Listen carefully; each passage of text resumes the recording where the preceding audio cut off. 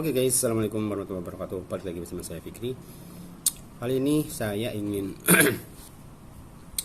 memberikan review tentang film Mat Kilau. Kemarin kita sudah menonton, aku dan Anton sudah menonton film Mat Kilau hari Minggu. Minggu kah? Saya lupa lagi, hari Jumat atau Sabtu. Nonton jam 12 malam. Ini jam 12 kita mau nonton Mat Kilau di TGV di Ion. Jangan lupa pakai masker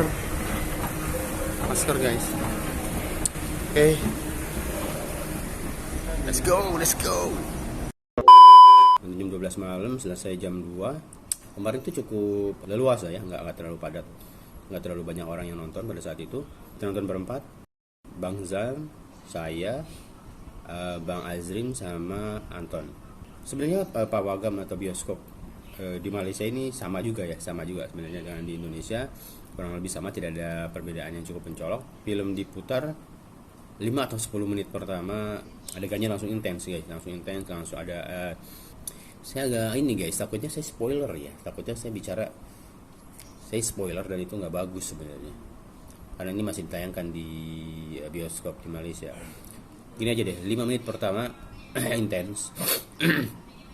Ada beberapa adegan yang saya rasa cukup emosional, tanpa terasa air mata tuh mengalir, jatuh gitu aja guys, air mata tuh tiba-tiba jatuh aja gitu. Lalu setelah lewat itu 10 menit atau 5 menit pertama, saya tertarik pada pemilihan karakter orang ini, pelakon orang ini. Mereka punya karakter yang unik, seperti Mat Kilau dengan Adi Putra. Menurut saya tidak ada mungkin yang paling cocok yang memerankan Mat Kilau selain Adi Putra.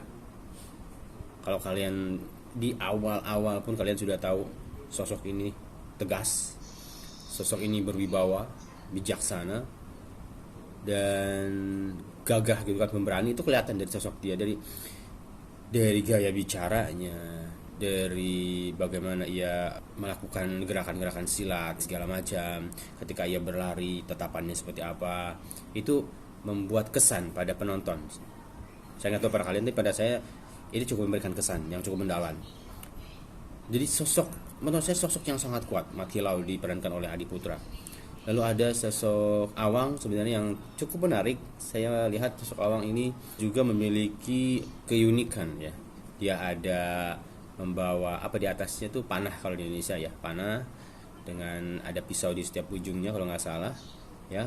Lalu ada tanjak dan pokoknya kacak deh, keren deh pokoknya si Awang ini. Saya suka karakter dia. Kita seolah dimainkan oleh karakter Awang ini. Jadi kita menganggap dia itu lawan. Kita menganggap dia kawan. Lalu dia melakukan ini dan itu, kita menganggap dia lawan. Lalu itu ada beberapa dugaan yang membuat kita beranggapan Awang tuh begini, Awang tuh begitu. Tapi di lain kesempatan, oh enggak, Awang tuh begini lagi, begitu. Jadi sehingga kita dipermainkan oleh sosok ini, oleh karakter ini gitu. Lalu karakter berikutnya adalah Wahid. Salah seorang pejuang yang teguh menurut saya, memegang prinsip ya, di dalam hidupnya, terutama di dalam perjuangan melawan penjajah ya. Namun di dalam keluarga dia memiliki sebuah konflik yang menurut saya ini memang masuk akal. Ini konflik yang kita tidak bisa mempersalahkan juga. Dalam hal ini istrinya Wahid, yang terjadi kan sedang hamil, dia tidak mau kehilangan sosok ayah untuk anaknya. Sosok istri ini menjadi kontra dari Wahid yang berpegang teguh, yang jelas istrinya pun tidak bisa menggoyangkan tekad dia di situ. Istrinya tuh menjadi kontra karena menganggap Wahid itu memiliki istri yang sedang hamil. Istrinya beranggapan bahwa nanti bagaimana, takut terjadi apa-apa dengan Wahid. Tidakkan Wahid memandang lebih jauh lagi gitu, visinya lebih jauh lagi. Dia kalau bisa mati di jalan ini, itu keinginan dia. Itu seperti itu Wahid. istrinya pun tidak bisa menghentikannya. Kita simpan dugaan ini kepada istrinya Wahid, itu kita simpan. Oke, istrinya tidak setuju, istrinya selalu ingin meruntuhkan, ingin apa istilahnya, merubah tekad dari si Wahid ini kan gitu. Nah setelah itu ada beberapa scene yang ini menurut saya paling kuat. Menurut saya siapapun yang melihatnya akan menangis itu, akan menangis, termasuk saya. Kalian tahu lah kalau saya bereaksi yang seperti itu pasti saya akan menangis sesegukan gitu kan. Nah kita tahu di situ ada sebuah sebuah tragedi, sebuah adegan di mana akhirnya istrinya Wahid, ya saya tidak bisa bilang karena saya takut spoiler juga ya, akhirnya Wahid itu ternyata tidak seperti yang kita duga. Istri Wahid itu ternyata akhirnya meruntuhkan dugaan saya kepada dia, dan itu seperti menghentam saya punya dugaan kepada istrinya Wahid. Dan saya nangis sejadi-jadinya guys, bukan sejadi-jadinya, maksudnya saya coba menahan diri gitu, pegel gitu, dada tuh pegel gitu kan, kayak nggak bisa nafas gitu kan. Nangis guys, saya nangis di situ. Kalian pun pasti kalau sudah nonton pasti nangis lah lihat adegan itu. Dan akhirnya Wahid menjadi goyah, menjadi kalap. Dan setelah itu adegan lebih intens lagi. Dan akhirnya terjadi beberapa adegan yang intens di mana akhirnya benar-benar terjadi clash dengan penjajah ya. Jadi gitu. Dan Anton juga lagi bikin video dia. Nah, ada sebuah adegan sebenarnya yang mengingatkan saya pada The Raid ya, di mana Toga. Oh iya bentar, karakter Toga juga ya. Menurut saya belum harus berkomentar juga tentang sosok ini. Tapi menurut saya sosok Toga ini tidak terlalu jahat sebenarnya, tidak terlalu digambarkan jahat. Saya nggak tahu, mungkin Samsul Yusuf menjaga apa istilahnya, menjaga hati mungkin ya, menjaga perasaan orang-orang yang diwakili oleh Toga ini, mungkin saya nggak tahu juga. Tapi dia tidak terlalu, menurut saya tidak terlalu villain ya. Justru sosok penjahatnya itu ada pada sosok Hires yang menurut saya berhasil membuat kita semua kesal pada orang ini guys. Bener, Hires itu, saya nggak tahu dia mungkin pelakon dari Malaysia juga. Walaupun sebenarnya sampai akhir film ada sebuah kekecewaan juga sebenarnya dari ending film ini, yang dimana biasanya kita lihat ada dua kan ya, biasanya itu jagoannya yang mati atau jahatnya yang mati. Nah ini seperti itu. Tapi di film ini saya nggak bisa bilang siapa yang mati, kalian lihat sendiri nanti, saya takut spoiler. Nah itu Toga itu menurut saya memang karakter dia nggak terlalu diekspos, hanya beberapa dia hadir ketika memang ada adegan perkelahian. Cukup menarik perhatian saya ketika di adegan terakhir, final fight scene. Itu memang terasa banget ya, The Raid satunya terasa banget ketika Mad Dog itu bertarung dengan Iko Uwais dan saudaranya. Kalau boleh saya kasih rating, saya akan kasih 4,5 dari 5 ya. Dari 5 itu 4 atau 4,5 gitu ya. Itu karena ada beberapa sebenarnya udah bagus ya, bagi kalian mungkin orang Malaysia, kalian sangat mengerti lah peribahasa yang kalian miliki gitu. Di dalam film ini banyak dialog yang dipenuhi dengan bahasa-bahasa tasawuf seperti itu, hadis, lalu ada peribahasa yang nilai kesusastraannya memang sangat tinggi. Dan saya sebagai orang Indonesia jadi agak telat mencerna film ini, karena ketika dialog itu diucapkan, saya butuh beberapa menit atau kadang ada yang tidak saya mengerti gitu, apa maksud peribahasa ini gitu. Tapi kalau kalian fokus pada teks di bawah ada teks Inggris atau apa Indonesianya juga ada kayaknya, kalian akan mengerti.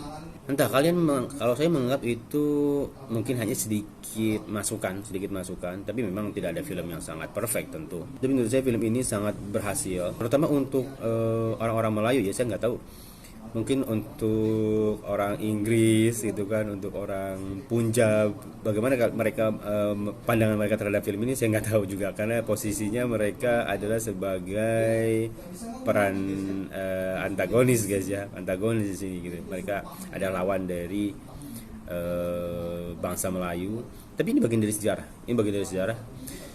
Bahkan kita lihat beberapa memang seperti penjajah-penjajah itu mereka mengakui ya masa lalu mereka itu seperti apa gitu. Menurut saya guys ya, untuk menghasilkan sebuah film yang bagus, saya tahu film ini sebenarnya 3 tahun yang lalu atau beberapa tahun yang lalu akan digarap gitu kan. Yang pasti berarti film ini membutuhkan rincian detail yang memang sangat matang. Itu terlihat dari dialognya itu sangat detail sekali diperhatikan. Gerakan-gerakan silat, saya dapat informasi bahwa Adiputra ini sebenarnya tidak bisa silat dia guys.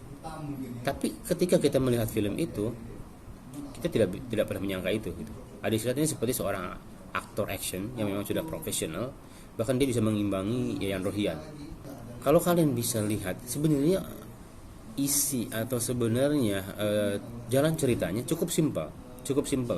Kita bisa tebak lah. Bahkan saya pernah mereaksi trailernya itu 90-80% sesuai dengan jalan film Matilau guys. Kalau kalian bisa lihat trailernya dan lihat di video saya, itu saya menebak hampir 90% sama persis dengan apa yang saya utarakan. Tapi yang menjadi menarik adalah jalan cerita yang sudah bisa kita tebak ini secara proses, secara penyajian, secara eksekusi itu sangat berhasil membuat kita menikmati setiap scene dan scene-nya.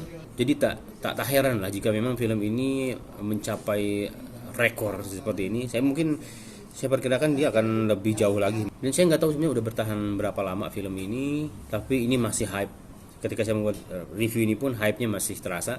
Dan yang terakhir ternyata film ini bukan juga viral di Malaysia, bahkan ke Brunei. Di Brunei juga viral film ini. Mungkin ke Indonesia belum, nanti insya Allah mudah-mudahan juga masuk ke Indonesia. Saya rasa penonton Indonesia juga akan sangat excited, akan sangat bisa menerima film ini ya. Kita tuh disuruh nonton pakai baju Melayu kan, pakai tanjak gitu.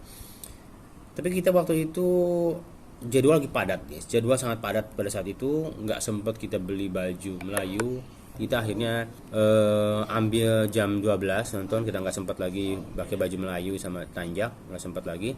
Akhirnya kita putuskan nonton langsung dengan pakaian seadanya pada saat itu. Jadi tidak masalah. Menurut saya yang penting adalah film itu sendiri, bukan dari bagaimana kita cara berpakaian. Memang agak kurang afdol mungkin ya, seperti itulah mungkin.